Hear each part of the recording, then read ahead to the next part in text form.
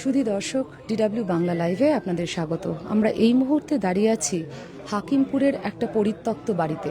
হাকিমপুর বসিরহাটের কাছে একটা সীমান্তবর্তী অঞ্চল।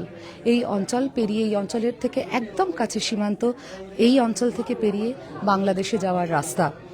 আমরা যেখানে দাঁড়িয়ে রয়েছি সেই পরিত্যক্ত বাড়িতে এই মুহূর্তে বহু মানুষ গতকাল থেকেই এই হাকিমপুর অঞ্চলের এই সমস্ত আশেপাশের বাড়িতে প্রচুর মানুষ ভিড় করছেন, যারা এই পথ দিয়ে, এই সীমান্ত পথ দিয়ে বাংলাদেশে ফিরে যেতে চান। তাদের মধ্যে অনেকেই বলছেন তারা বাংলাদেশ থেকে ভারতবর্ষে এসেছিলেন, এখন সরকার পরিবর্তনের পরে তারা বাংলাদেশে ফিরে যেতে চান, তারা এখানে থাকতে চান না। আমরা এর আগে ঠিক এই অঞ্চল থেকেই দেখেছিলাম, যখন এসআইআর শুরু হয়েছিল ডিসেম্বর মাসে, তখন প্রচুর মানুষকে আমরা দেখেছিলাম এই অঞ্চল থেকে বাংলাদেশে চলে যেতে। সেই পরিচিত চিত্র আবার ফিরে আসছে। প্রচুর মানুষ তারা তাদের ব্যাগপত্র গুছিয়ে নিয়ে, তাদের পরিবার, সন্তান সবাইকে নিয়ে এখানে এসে জড়ো হয়েছেন। কেউ গতকাল রাত্রে এসেছেন। এইখানে এই মুহূর্তে যারা আছেন তাদের মধ্যে অনেকেই আজ ভোরবেলা এসেছেন। কোনো একটা সময় সীমান্ত পার করে তারা চলে যাবেন।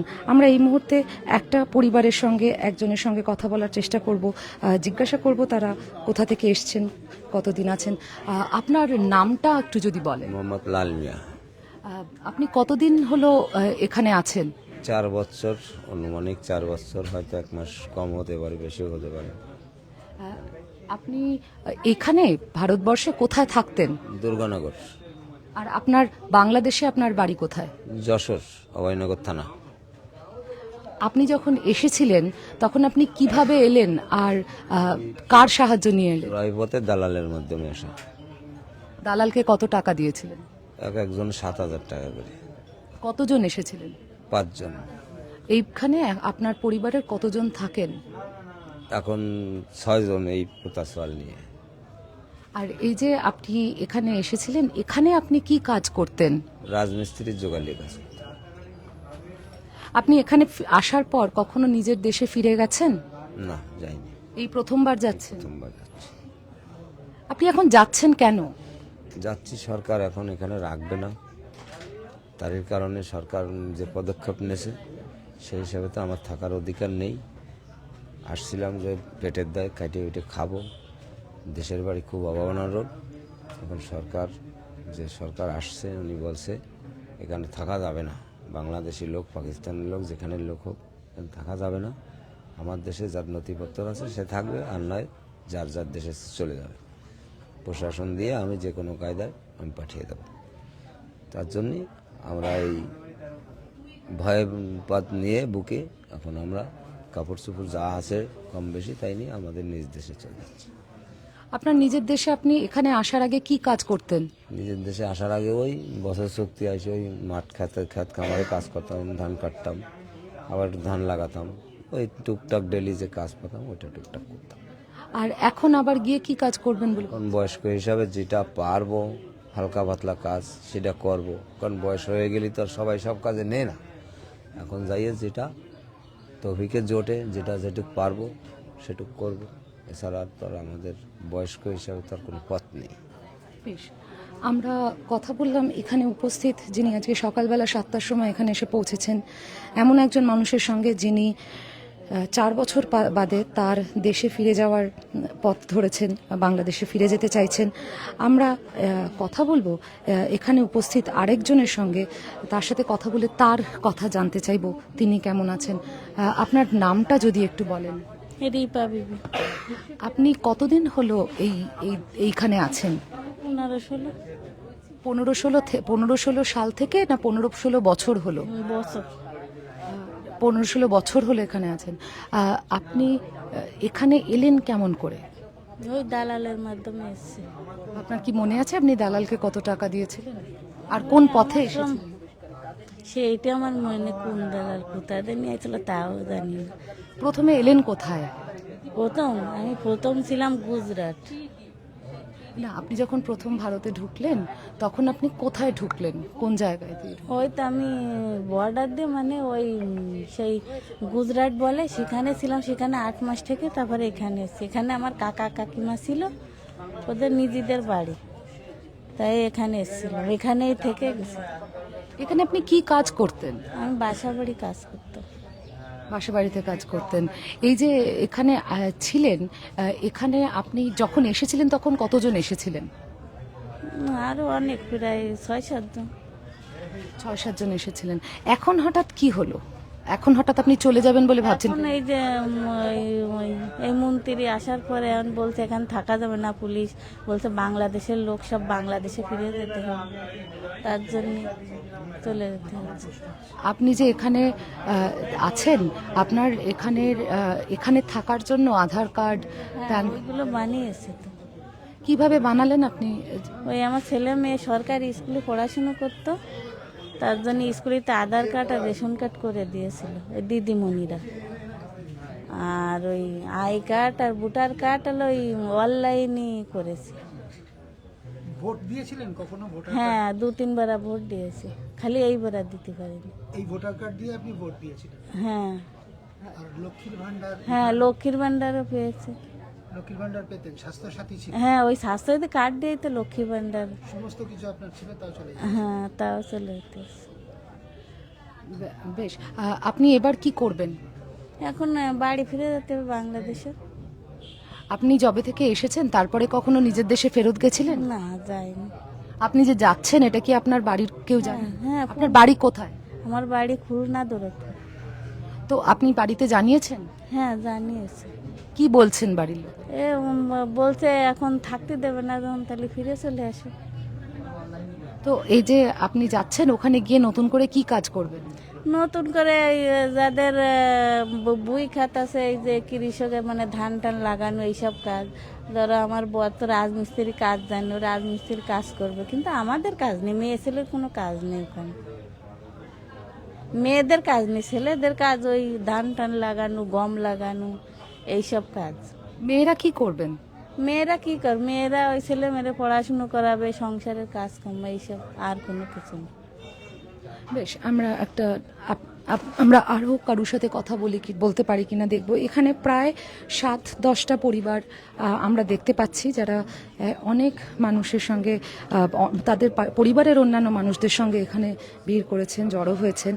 এখানে কেউ ভারতে এসে কেউ রাজমিস্ত্রির কাজ করতেন, কেউ ভারতে এসে বাড়ি বাড়িতে গৃহ পরিচারিকার কাজ করতেন। আমরা দেখি এখানে কথা বলার চেষ্টা করব। দাদা, আপনার নামটা যদি একটু বলেন। ইমরান করিম। আপনি কতদিন হলো এখানে এসেছেন? 3-4 বছর হয়েছে এখানে এসেছি। আপনি কোথা থেকে এসেছেন? বাংলাদেশ থেকে এসেছি। বাংলাদেশের কোথা থেকে? যশোর জেলা। আপনি যখন এসেছেন আপনি এলেন কিভাবে?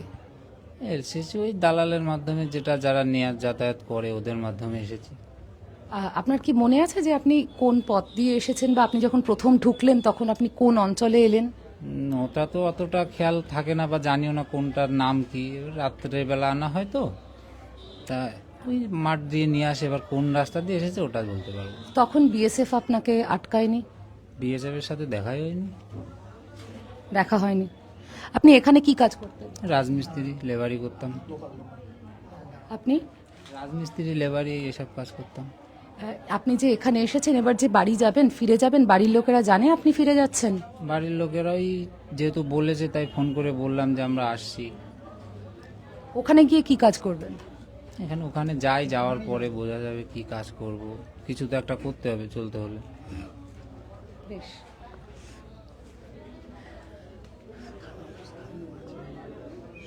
আমরা কথা বলছিলাম এখানে যারা উপস্থিত হয়েছেন,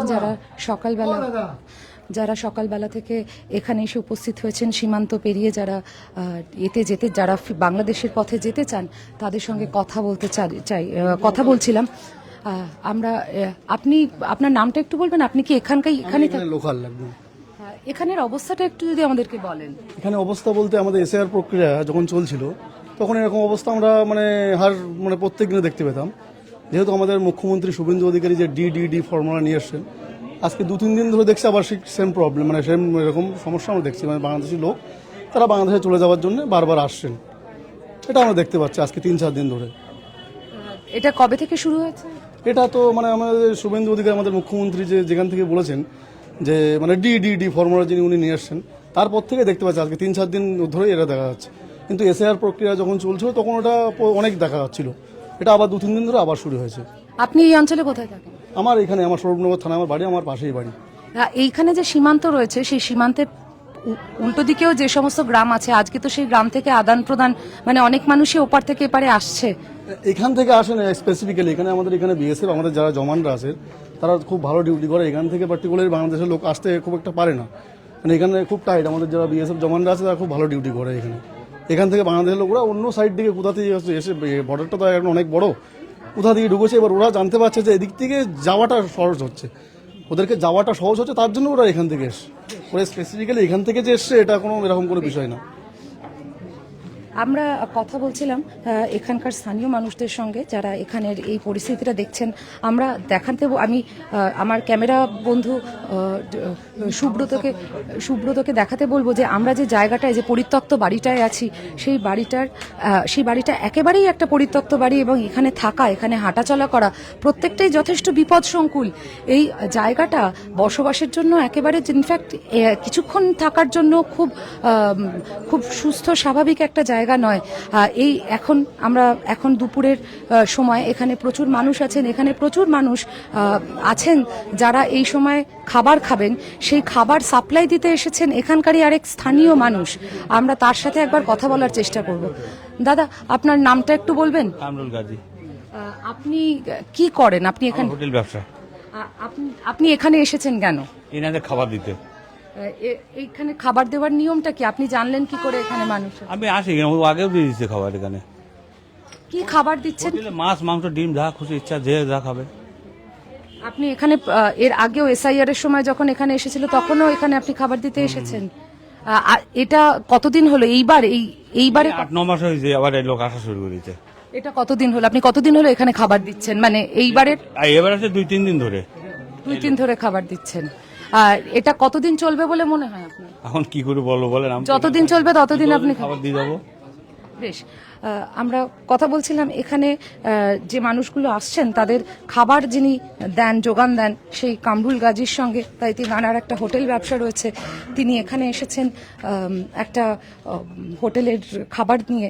যে যেরকম খাবার চান, ভাত, ডাল, মাছ, আমরা দেখতে পাচ্ছিলাম যে এখানে এরকম প্যাকেটের মধ্যে ভাত, ডাল, এই সমস্ত জিনিসগুলো রয়েছে। আমরা আপনাদের একবার দেখাতে চাইবো যে আমরা যে জায়গাটায় রয়েছি সেই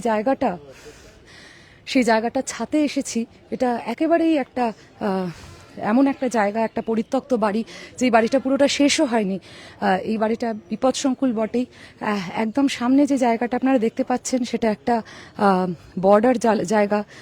আমরা দেখাতে পারছি, আপনাদের সামনেই আছেন একজন বিএসএফ এর প্রহরী, সেই সীমান্ত পাহারা দিচ্ছেন। এই যে সীমান্ত রয়েছে, আমি একবার আমার ক্যামেরা বন্ধু সুব্রতকে দেখাতে বলবো। এই দিকটায়, এই সামনের রাস্তাটাতে একটা বেড়া রয়েছে, একটা লেভেল ক্রসিং রয়েছে। সেই ক্রসিংয়ের জায়গা থেকে প্রচুর মানুষ ওপার থেকে এপারে আসেন। এই অঞ্চলের এই সীমান্তর পরেও বেশ খানিকটা অঞ্চলে অনেকগুলো গ্রাম আছে। সেই গ্রামে স্বাস্থ্যকেন্দ্র, বাজার, হাট, এই সমস্ত জায়গা রয়েছে। আজকের দিন, আজকে হাটবার, আজকে প্রচুর মানুষ ওখান থেকে এই গ্রামে আসেন বা এই গ্রাম থেকে ওখানে যান। এটা একটা প্রত্যেক দিনের ঘটনা। এই কাজ এটা হয় এখানে। এটা একটা সীমান্তবর্তী গ্রাম। এর আগে যখন এসআইআর শুরু হয়েছিল তখনও আমরা এই অঞ্চলে প্রচুর মানুষকে এখানে আমরা দেখেছিলাম যে তারা এসে ভিড় জমাচ্ছেন। তারা এখান থেকে বর্ডার পার করে বাংলাদেশে যাওয়ার চেষ্টা করছেন। আমরা দেখতে পাচ্ছি এখানে যারা আছেন তারা খাবার নিয়ে পড়ে আসছেন, ভাত, ডাল, রোজকার খাবার। তারা এখানে আসছেন, তারা ছাদে উঠে খাচ্ছেন। আমরা কথা বলেছিলাম এখানে বিএসএফ এর জওয়ানদের সঙ্গে। তারা অফিসিয়ালি আমাদেরকে কিছু বলতে চাননি, কিন্তু তারা এটা জানিয়েছেন যে এখানে যারা আসছেন তাদের ওপারে আনঅফিসিয়ালি জানিয়েছেন যে তাদের ওপারে যাওয়ায় এমনিতে কোনো বাধা নেই। তবে যারা আসছেন, যারা বর্ডার ক্রস করে বাংলাদেশে ফিরে যেতে চান, বাংলাদেশি নাগরিক যারা বাংলাদেশে ফিরে যেতে চান, তাদের একটা প্রাথমিক রেকর্ড চেক করা হবে, তাদের বিরুদ্ধে কোনো ক্রিমিনাল কেস আছে কিনা সেটা দেখা হবে, এবং তারপর তারা আবার বাংলাদেশে ফিরে যেতে পারবে। সেক্ষেত্রে বিএসএফ কোনো বাধা সৃষ্টি করবে না, এমনটাই তারা আনঅফিসিয়ালি আমাদেরকে জানিয়েছে। এখনো পর্যন্ত এই অঞ্চলের এটাই পরিস্থিতি। এখন এই মুহূর্তে এই পরিত্যক্ত বাড়িটিতে প্রচুর মানুষ, তারা এখন দুপুরের খাবার শেষ করবেন। প্রচুর মানুষকে আমরা দেখছি যারা নিচটা একদম ভিড় হয়ে গেছে, তাই জন্য তারা ওপরে আসছেন, তারা ওপরে খাবার নিয়ে তারা ওপরে আসছেন। প্রচুর মিডিয়ার বন্ধুরা এখানে উপস্থিত হয়েছেন। এই পরিস্থিতি, এখানকার আশেপাশের মানুষদের বক্তব্য, এই পরিস্থিতি আগামী বেশ কয়েকদিন চলবে। 4 মে পশ্চিমবঙ্গে নতুন সরকার গঠিত হয়েছে। সেই সরকার যে নীতি নিয়েছে বা যে বার্তা বারবার দেওয়া হয়েছে যে এখানকার যে সরকারি পরিষেবা, সেই সরকারি পরিষেবার ওপর অধিকার শুধু ভারতের মানুষের থাকবে, বাংলাদেশ থেকে আসা মানুষদের থাকবে না। এখানে যে চালু যে যোজনাগুলো ছিল, লক্ষ্মীর ভাণ্ডার, স্বাস্থ্য সাথীর মতন যোজনা, সেইগুলো শুধুমাত্র ভারতের মানুষরাই পাবেন, বাইরের মানুষরা পাবেন না, এরকম কথা বলেছেন। এবং এই কড়া মনোভাব, এই কড়া বার্তা বারবার দেওয়ার কারণেই প্রচুর মানুষের এখান থেকে বাংলাদেশে ফিরে যাওয়ার একটা যাত্রাপথ তৈরি হয়েছে, আমরা দেখতে পাচ্ছি। এখানে আর কি হচ্ছে, কতদিন ধরে এই মানুষের যাত্রাপথ চলে, কতদিন ধরে মানুষ আবার বাংলাদেশে ফিরে যেতে চান, আমরা সেই দিকে চোখ রাখবো। এই অঞ্চলের পরিস্থিতি কি হয় সেই দিকেও চোখ রাখবো। এছাড়াও যে মানুষগুলো এসেছিলেন তাদের জীবনের গল্পগুলো আপনাদের সামনে তুলে ধরার চেষ্টা করব। আজকের লাইভ এই পর্যন্তই। ক্যামেরায় সুব্রতর সঙ্গে আমি সময়িতা, DW বাংলা।